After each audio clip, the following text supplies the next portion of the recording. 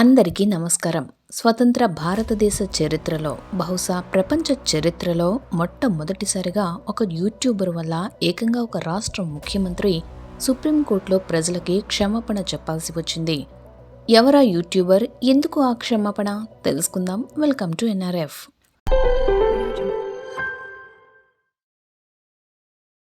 ముందుగా మనం ఆ యూట్యూబర్ ఎవరో తెలుసుకుందాం. ఎవరో కాదండి, మీకు కూడా బాగా తెలుసు. అబద్ధాల కోరు, మ్యానిపులేషన్ మాస్టర్ అయిన బీజేపీ ద్వేషి, భారతదేశ నాశనం కోరుకునే జార్జ్ సోరోస్ పెంపుడు మనవడు అయిన ధ్రువ్ రాతే. ఈయన గారు ఒక ఫేమస్ యూట్యూబర్. దాదాపు 19 మిలియన్ సబ్స్క్రైబర్స్ ఉన్న ఈ ఇన్ఫ్లుయెన్సర్ 2018లో భారత్ని నార్త్ కొరియాతో పోలుస్తూ ఒక వీడియో చేశాడు. ఇక్కడ 4 ఎస్టేట్స్ అంటే ఎలక్షన్ కమిషన్ లాంటి ప్రభుత్వ సంస్థలు, అసెంబ్లీ, జ్యుడిషియరీ మరియు మీడియా ఇవన్నీ కూడా ఒక నియంత పాలనలో ఉన్నాయి అని ఆ వీడియో సారాంశం. భారతదేశం నార్త్ కొరియాని తలపిస్తోందని కూడా చెప్పాడు. ఇప్పటికీ మన తెలుగులో ఈయన గారు స్టార్ట్ చేసిన ట్రెండ్ అదే. దేశ ప్రధానిని నియంత అని థంబ్నెయిల్స్ చేస్తూ వీడియోస్ చేయడం అనే ట్రెండ్ని కొనసాగిస్తున్నారు. అదే వీడియోని ఢిల్లీ సీఎం అరవింద్ కేజ్రీవాల్ రీట్వీట్ చేయడం వల్ల బీజేపీ ఐటీ సెల్ పరువు నష్టం కేసు వేసింది. అదేంటి, ఇతను చెప్పింది నిజమే కదా అనుకుని చాలామంది నమ్మిన వాళ్ళకి కొన్ని ఎగ్జాంపుల్స్ చూపిస్తాను.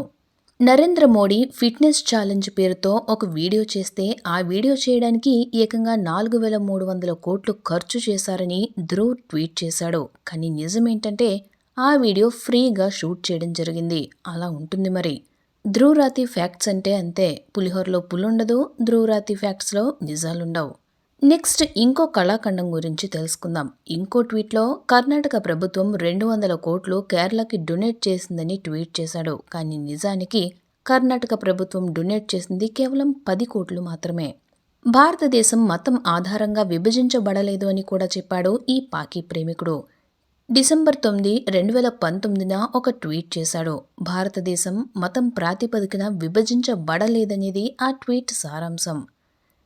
ఇది సెక్యులర్ ఇండియా మరియు ఇస్లామిక్ పాకిస్తాన్ మధ్య జరిగిందని, హోంమంత్రి అమిత్ షా చరిత్రను వక్రీకరించారని చెప్పాడు ఈ మహామేధావి.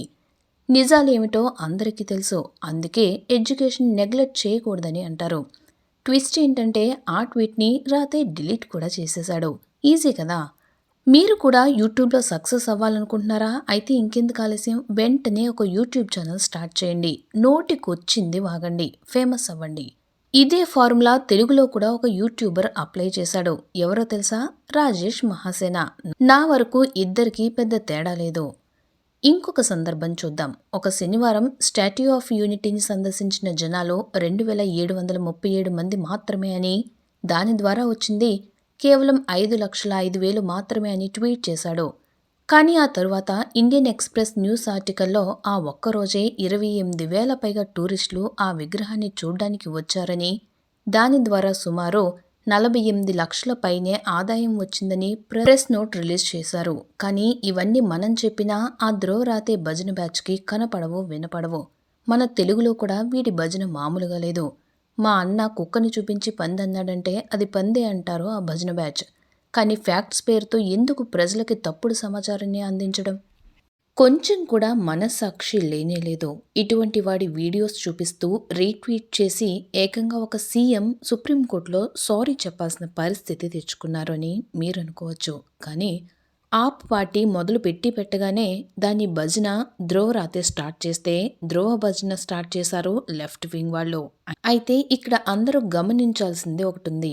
అదేమిటంటే ప్రజలని చైతన్యపరుస్తున్నా అనే ముసుగులో ప్రజలకి తప్పుడు సమాచారం ఇచ్చే ధ్రువ రాతే వల్లే అప్పట్లో మద్యపానాన్ని నిర్మూలిస్తామని మాటలు చెప్పి కుర్చీ ఎక్కి ఇప్పుడు అదే మద్యపానం స్కామ్లో జైలుకి వెళ్లిన ఢిల్లీ సీఎం అరవింద్ కేజ్రీవాల్ దేశ అత్యున్నత న్యాయస్థానంలో క్షమాపణ చెప్పాల్సి వచ్చింది. ఒక పార్టీని లేదా ఒక వ్యక్తిని వ్యతిరేకించడం ఎప్పుడూ తప్పు కాదు. కానీ నిజాలని చెప్పాల్సింది పోయి అబద్ధాలని జనాలకి చేరుస్తూ ఫ్యాక్ట్స్ పేరు మీద నిజాలని కప్పి ఉంచి కేవలం వ్యూస్ కోసం లేదా మనీ కోసం జనాలని గొర్రెలను చేయడం నిజంగా ఒక నిజాయితీ ఉన్న మనిషి చేసే పనేనా? మనం ఎవరినైనా ఫాలో అవుతున్నామంటే ముందు ఆ మనిషి చెప్పేవి నిజాలా లేదా నిజం ముసుగులో అబద్ధాలా అనేది జనాలు చెక్ చేసుకోవాలి. మనం ఫాలో అయిన వాడే ఫేమస్ అవుతాడు. మనం ఎన్నుకున్నవాడే నాయకుడు అవుతాడు. మనమే సరైన మనిషిని ఫాలో అవ్వాల్సింది. మనమే సరైన మనిషిని ఎన్నుకోవాల్సింది.